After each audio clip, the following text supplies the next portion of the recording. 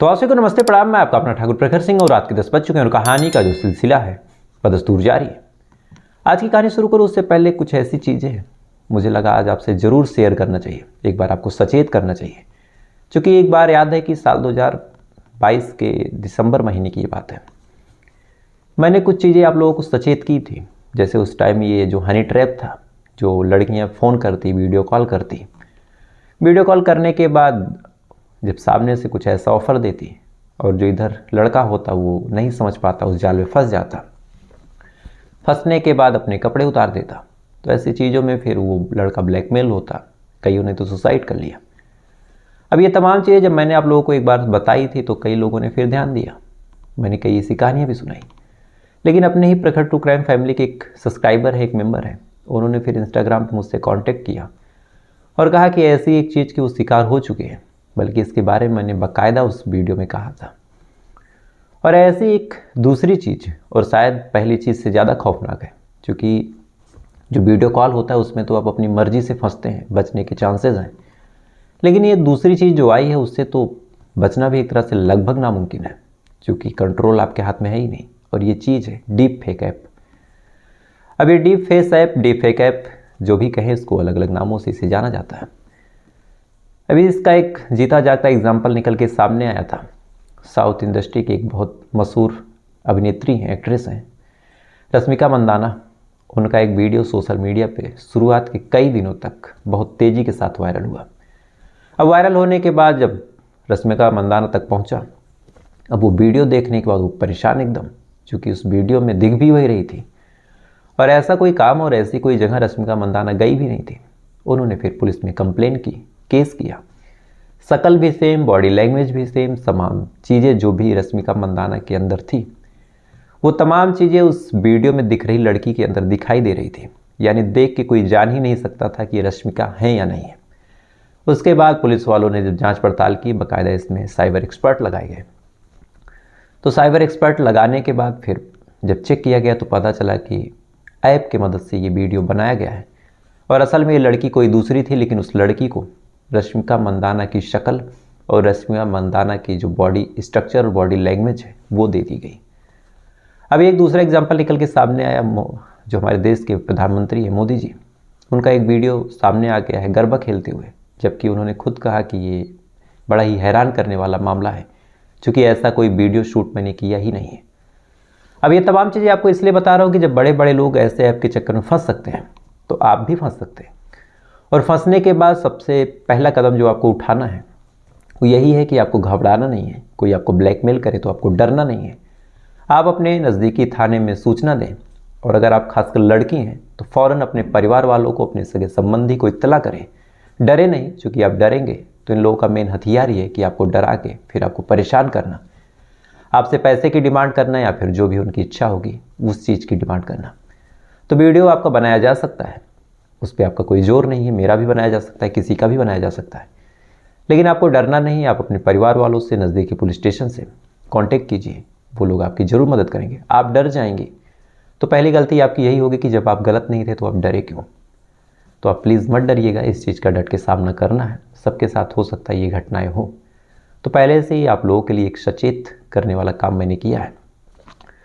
खैर, ये तो रही एक सचेत करने वाली बात। अब आते हैं आज की कहानी की बात करते हैं।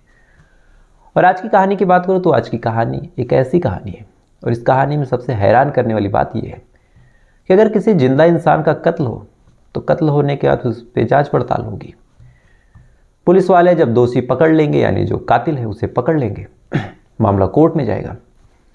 कोर्ट में जाने के बाद जो धारा 302 है उसके तहत फिर सज़ा, अगर मर्डर प्रूफ हुआ और बहुत ब्रूटलिटी के साथ नहीं हुआ है तो उम्र कैद, या फिर कभी अपने बचाव में किया गया तो कम सज़ा, या फिर जानबूझ के किया गया तो उम्र कैद और बहुत ब्रूटलिटी के साथ किया गया, रेरेस्ट ऑफ द रेयर में आ गया तो फांसी। लेकिन अगर ऐसा हो कि एक लाश का कत्ल किया जाए, और लाश का कत्ल भी किसी को मारने के लिए किया जाए, तो फिर उस पर क्या धारा लगेगी और क्या कुछ होगा। और आज की कहानी सेम यही कहानी है। कहानी उत्तर प्रदेश की है, उत्तर प्रदेश के एटा की है। और इसी एटा में एक थाना लगता है जिसका नाम था जयरा थाना, और इसी थाना क्षेत्र में रहने वाले एक परिवार की है। बात 9 नवंबर साल 2023 यानी मुश्किल से 10 दिन पहले की बात है। दरअसल इसी थाना क्षेत्र का रहने वाला एक परिवार और एक शख्स जिसका नाम था दीपक 9 तारीख को सुबह सुबह लगभग 7 या 8 बज रहे होंगे, भागा भागा पुलिस स्टेशन पहुंचता है। पुलिस स्टेशन पहुंचने के बाद पुलिस वाले उसको देखते हैं, हाव भाव ये तमाम चीज़ें बेहद अजीब, फौरन पूछते हैं कि क्या हुआ। अब दीपक थाने गया भी था और थाने जाने के बाद मुंह से आवाज़ नहीं निकल रही, एकदम घबराया हुआ, चौंका हुआ सा, शरीर पे खून के धब्बे, खून के निशान। अब ये देख के पुलिस वाले और टेंशन में कि ये क्या मामला है। पुलिस वाले उसको बैठाते हैं, बैठाने के बाद दीपक से पूछते हैं कि क्या हुआ। अब दीपक से जब पूछा गया, शुरुआत में कुछ देर तक दीपक एकदम शन्न बैठा रहा, 1-2 मिनट तक जब वो रिलैक्स होता है, होने के बाद कहता है कि साहब मेरे मामा जी और मेरे पिता का किसी ने कत्ल कर दिया है। इतना सुनने के बाद अब पुलिस वाले चौंक जाते हैं, क्योंकि एक आदमी जो बैठा था उसने 2 कत्लों की बात की। इसके बाद पुलिस वाले फ़ौरन पूछते हैं कि क्या हुआ, कहाँ का ये मामला है, वो बता क्या रहे हो, थोड़ा इत्मीनान से बताओ। तो उस पर दीपक बताता है कि साहब मैं परौली गांव का रहने वाला हूँ, मेरे जो पिता हैं सुरेश शर्मा और जो मेरे मामा हैं महेश चंद, दोनों शाम को घर पे लेटे हुए थे। मैं काम से बाहर गया हुआ था। बाहर जाने के बाद जब वापस आता हूँ, आने के बाद देखता हूँ कि जो मेरे मामा हैं उनको किसी ने गोली मारी है और साथ ही उनके शरीर पे किसी ने काटने के, चीरने के निशान बनाए। यानी पहले किसी ने चाकू से या किसी धारदार हथियार से मेरे मामा के ऊपर हमला किया, उसके बाद गोली मार के उनकी हत्या कर दी। बीच बचाव करने मेरे पिताजी आए तो उनको भी धारदार हथियार से बुरी तरीके से घायल किया गया। अब रात के अंधेरे में जब वापस आया, वापस आने के बाद जब मैंने पूछताछ की तो मामा तब तक जिंदा ही नहीं थे। उसके बाद पिता में थोड़ी बहुत जान बाकी थी, उनको लेके मैं हॉस्पिटल गया। हॉस्पिटल जाने के बाद अभी वो होश में आए। आने के बाद जब मैंने उनसे पूछा तो उन्होंने कुछ नाम भी बताए और कहा कि हाँ उम्मीद यही है कि यही लोग आए थे। पुलिस वालों ने अब ये पूरा मामला सुना। सुनने के बाद अब फौरन भाग के जहाँ ये घटना हुई थी वहाँ जाते हैं। जाने के बाद अब पूछताछ शुरू, सबसे पहले आसपास के लोगों से। इधर जो एक शख्स तो मर चुका था, दूसरा शख्स हॉस्पिटल में, उससे जब पूछताछ हुई और पुलिस वालों ने जब जाके देखा तो उस शख्स के गर्दन पे, उसके हाथ पे, उसके शरीर के अलग अलग अंगों पे किसी बेहद शार्प नाइफ से, यानी साधारण नाइफ नहीं थी, बहुत धारदार हथियार था, ऐसे किसी हथियार से काटने के और वार करने के निशान थे। इधर जो दूसरा शख्स था जिसकी मौत हुई थी, महेश के सीने पे गोली लगी हुई थी, बॉडी पे अलग अलग जगहों पे सेम उसी हथियार से काटने के निशान थे। अब ये तमाम चीज़ जब पुलिस वाले देखते हैं तो महेश मर चुका था, तो ये हुआ कि इसका पोस्टमार्टम हो जाए। साथ ही अब सुरेश घायल था, तो ये हुआ कि सुरेश तुम अपना बयान बताओ।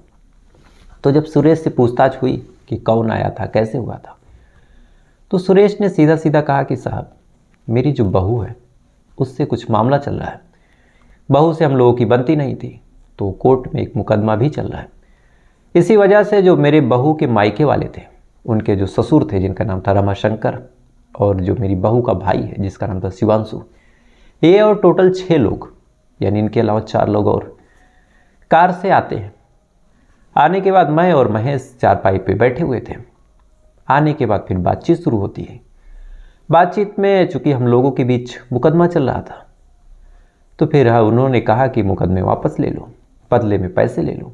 हमने कहा नहीं, हम मुकदमा वापस नहीं लेंगे, क्योंकि आपकी बहू ने गलत किया है। कुछ देर तक आपस में बातचीत होती रही।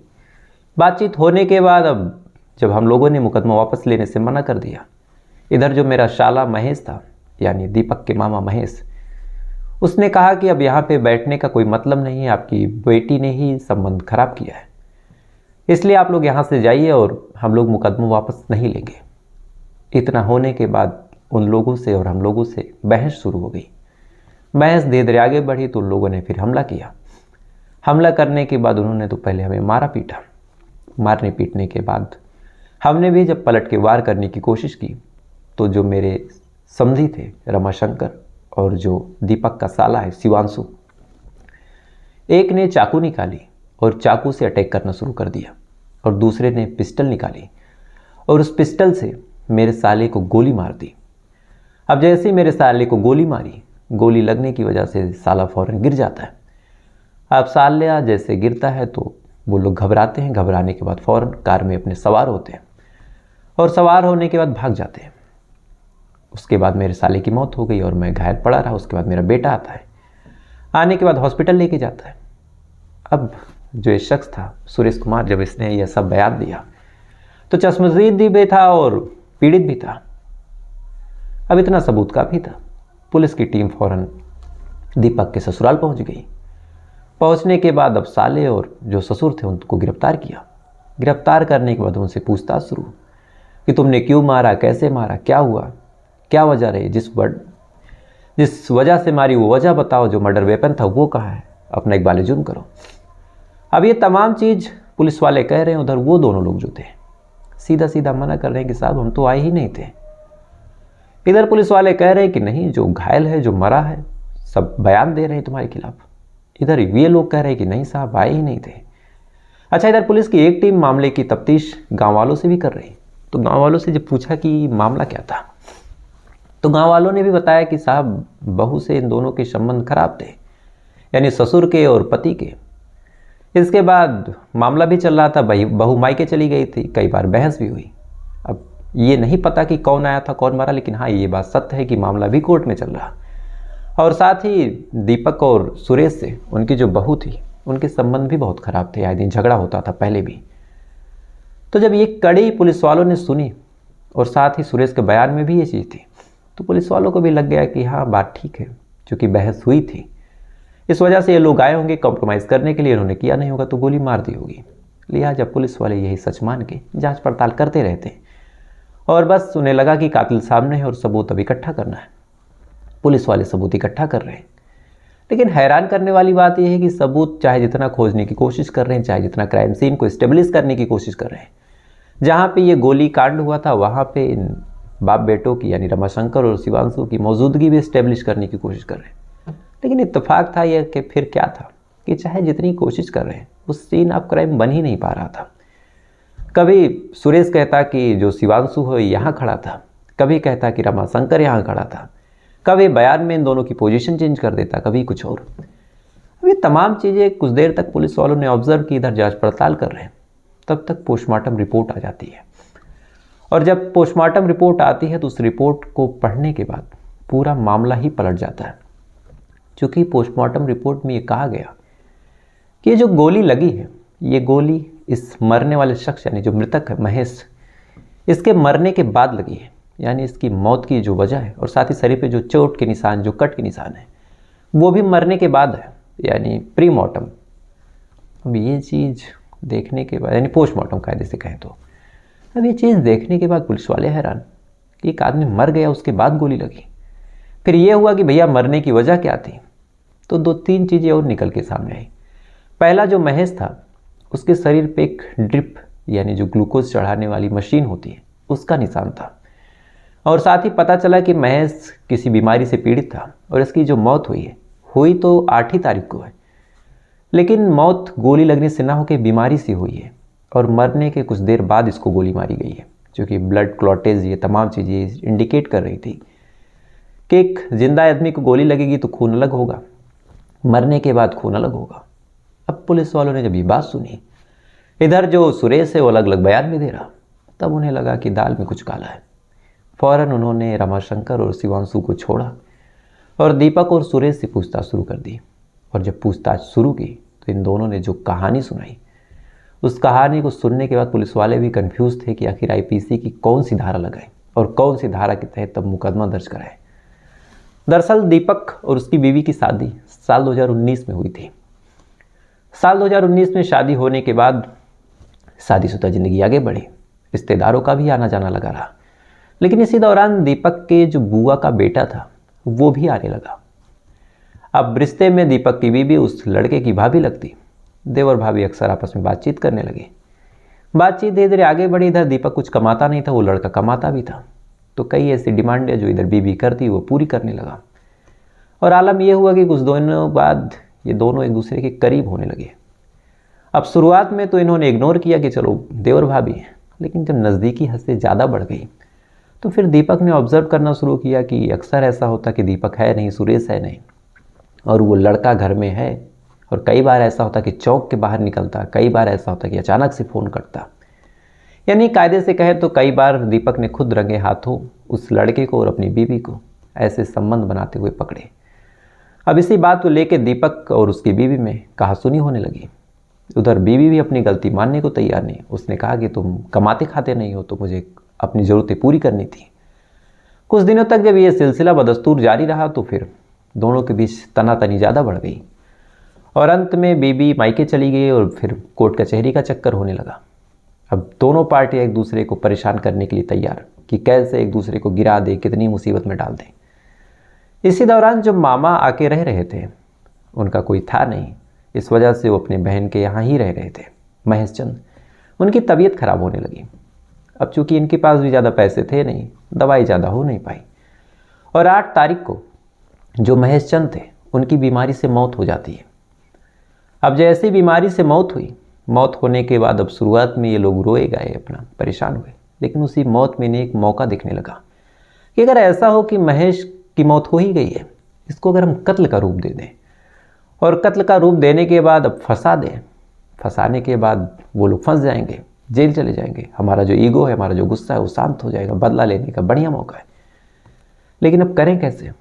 तो इसके लिए दीपक अपने एक दोस्त को लाता है जो डॉक्टर था। लाने के बाद उसी दोस्त से कहा जाता है कि तुम शरीर पे कुछ ऐसे कट भी लगाओ जो लगे कि हाँ अटैक में हुए हैं और ऐसे भी हो कि जो सुरेश हैं, जो जिंदा हैं, स्वस्थ हैं, उन्हें ज़्यादा दिक्कत भी ना हो। तो वो दोस्त वैसे कट लगाता है। अब सुरेश की बॉडी बढ़िया कट लगा के तैयार, बारी थी महेश की। अब महेश के सीने पे गोली मारी जाती है। अब एक मरा आदमी है, उससे कोई दिक्कत हुई नहीं, गोली मार दी गई। उसके बाद जो सर्जिकल नाइफ होती है, उस सर्जिकल नाइफ से मनीष के चेहरे को, मनीष के शरीर पे अलग अलग जगहों पे, महेश के चेहरे पे अलग अलग जगहों पे वार किया गया ताकि ये लगे कि हाँ महेश के ऊपर हमला हुआ है। और ये हमला कायदे से सुरेश और महेश दोनों पे हुआ, लेकिन एक बच गया और एक मर गया। अब ये तमाम क्राइम सीन और तमाम मुर्दे तैयार करने के बाद दीपक भागता हुआ अगले दिन पुलिस स्टेशन जाता है और जाने के बाद फंसाने के लिए पूरा खेल रचता है। अब फिलहाल अभी कल की बात है, कल ये पूरा मामला निकल के सामने आया। पुलिस वाले अलग कंफ्यूज हैं कि एक मुर्दे के कत्ल के इल्ज़ाम में कौन सी धारा लगा दें, क्योंकि मुर्दे का कत्ल हो नहीं सकता, लेकिन इन्होंने मुर्दे को गोली भी मारी है, तो फिर अजीब सा ये केस है। लेकिन हैरान करने वाली बात यह है कि एक बीबी जो अपनी गलती मानने को तैयार नहीं, एक पति जो अपनी बीबी और उसके मायके को फंसाने वाले के लिए इस कदर हैरान। कायदे से आपका नहीं बन रहा, आप तलाक ले लो, अपनी ज़िंदगी आगे बढ़ाओ। नर्क में और कीचड़ में पैर रखने से पैर भी गंदा, कीचड़ भी डिस्टर्ब, तो इसमें अपना ही नुकसान है। ऐसे जगहों से आप जितना जल्दी हो सके बाहर हो जाइए, चाहे वो रिलेशनशिप हो, चाहे वो बॉयफ्रेंड गर्लफ्रेंड कल्चर हो, चाहे वो शादीशुदा ज़िंदगी हो। नहीं बन रहा, दूर जाओ, खुद भी खुश रहो, वो भी खुश रहे। नहीं रहना, वो ना रहें, आप तो रहोगे, लेकिन लोग उसमें फंसते रहते हैं और अपनी ज़िंदगी नरक बना लेते हैं। तो फिलहाल ये थी पूरी कहानी और बड़ी अजीब सी ये कहानी थी। अब आते हैं आज के सवाल पे, जो कल सवाल मैंने पूछा था, और मेरा सवाल था कि जो इस समय के शिक्षा मंत्री हैं वो कौन है। तो इस सवाल का जो सही जवाब है वो है धर्मेंद्र प्रधान जी। धर्मेंद्र प्रधान जी बेसिकली उड़ीसा के रहने वाले हैं और ऐसा नहीं है कि केवल ये शिक्षा मंत्री है, इसके साथ ये कौशल विकास मंत्री भी हैं और उद्यमशील कैबिनेट मंत्री भी हैं। और इस सवाल का जो सही जवाब दिया वो दिया है उषा जी हैं, उषा किलवालकर जी हैं और गिरीश जी हैं नागपुर से। साथ ही सुबोध कुमार जी हैं, ये बीएसएफ से हैं, तो इनके ऊपर तो ऑलरेडी गर्व है। साथ ही ममता जी हैं और भुआ अनिल जी हैं और अवंती होरो जी हैं, हर बार की तरह। और किसी ने पूछा भी था कि अवंती होरो क्या मेरे रिश्तेदार हैं? जी ऐसा नहीं है, वैसे तो आप सब मेरे रिश्तेदार हैं, सब इस फैमिली के मेंबर हैं, लेकिन अवंती होरो जी का जो जनरल नॉलेज है बहुत तेज़ है, हर सवाल का सही जवाब वो देती हैं, गलत इन्होंने कभी नहीं दिया, इस वजह से बार बार इनका नाम आता है। तो इन लोगों ने बिल्कुल सही जवाब दिया, तो तमाम लोगों को दिल से शुभकामनाएं। अब आते हैं आज के सवाल पे, और आज का मेरा सवाल है कि भारतवर्ष का जो पहला शिक्षा मंत्री था वो कौन था। तो अगर आपको इसके बारे में जानकारी हो तो कमेंट करके बताइएगा, नहीं तो कोई बात नहीं, कल का इंतज़ार कीजिएगा, कल मैं डिटेल के साथ आपको बताऊंगा। साथ ही आज की वीडियो के लिए आपका क्या कहना है वो भी बताइएगा, और ऐसी वीडियो देखने के लिए वीडियो को लाइक करके, चैनल को सब्सक्राइब करके अपना प्यार दीजिएगा। तो आपसे कल फिर मुलाकात होगी किसी दूसरी सच्ची कहानी के साथ। तब तक अच्छे रहिए, खुश रहिए, अपना ख्याल रखिए, अपने देश का ख्याल रखिए। जय हिंद, वंदे मातरम।